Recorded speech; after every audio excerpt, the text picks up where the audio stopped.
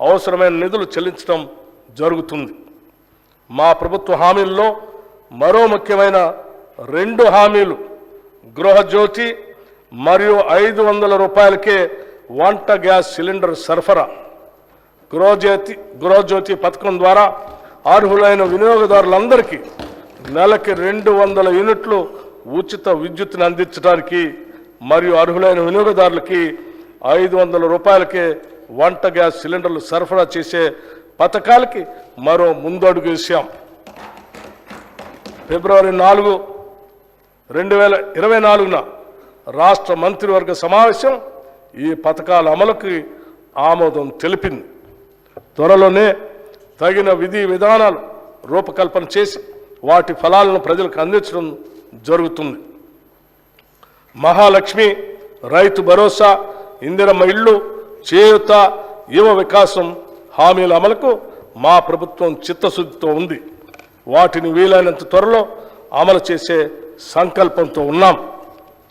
ఈ బడ్జెట్లో ఈ పథకాల అమలుకి 53,196 కోట్ల రూపాయలు ప్రతిపాదించడం జరిగింది.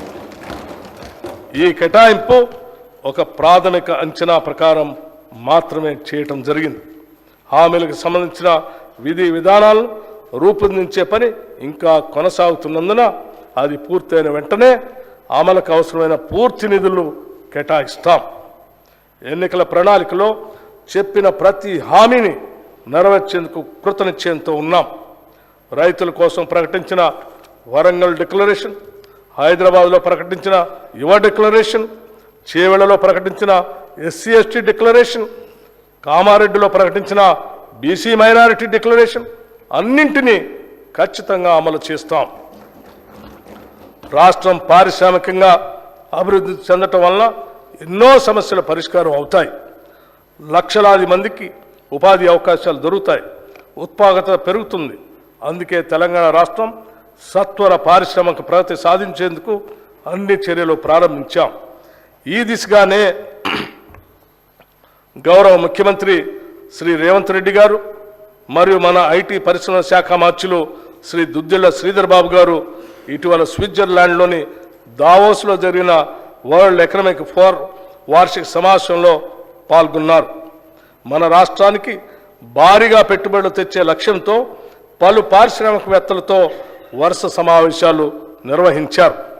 తత్ఫలితంగా మన రాష్ట్రానికి దాదాపు 40,000 కోట్ల రూపాయలకు పైబడి పెట్టుబడులు రానున్నాయని ఈ సందర్భంగా చెప్పటానికి సంతోషిస్తున్నాం. తెలంగాణ ప్రభుత్వం అనుసరించబోయే విధానాలను ప్రఖ్యాత పారిశ్రామికవేత్తలు ప్రశంసించిన విషయాన్ని కూడా ఈ సందర్భంగా మీకు తెలియజేస్తున్నాం. తెలంగాణలో పెట్టుబడులు పెట్టేందుకు అత్యంత సానుకూలత వ్యక్తం కావటం మా పాలనపై ఉన్న నమ్మకానికి నిదర్శనం. ఈ పెట్టుబడుల ద్వారా మన రాష్ట్ర స్థూల ఉత్పత్తి పెరిగి ప్రజలకు సంపద పెరుగుతుంది అనటంలో ఎటువంటి సందేహం లేదు.